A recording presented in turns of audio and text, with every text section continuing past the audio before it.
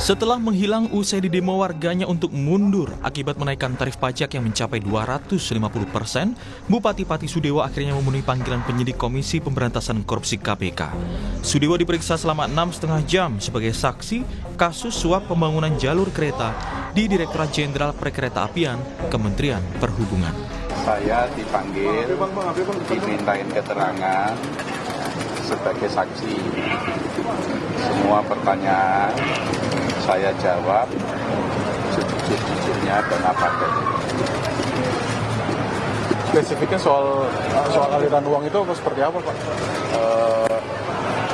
Kalau soal uang itu juga ditanyakan dan itu sudah dijelaskan dalam pemeriksaan kira-kira 2 tahun yang lalu bahwa itu adalah uang pendapatan dari DPR.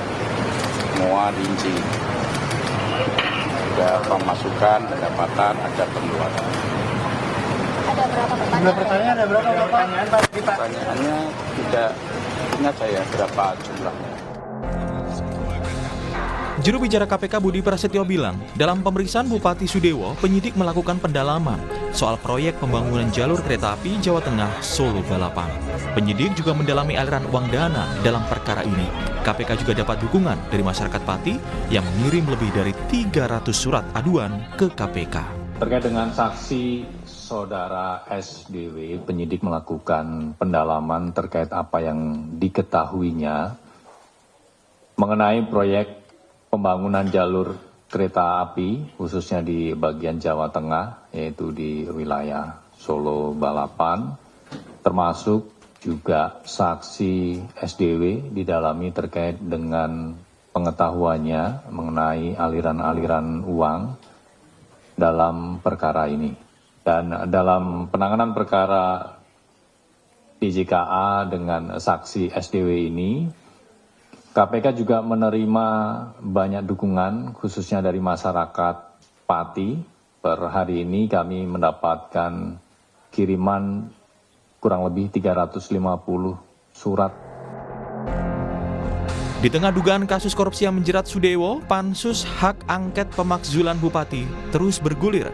Sebelumnya Pansus juga meminta keterangan ahli hukum tata negara Bivitri Susanti dan Junaidi dari Universitas Semarang.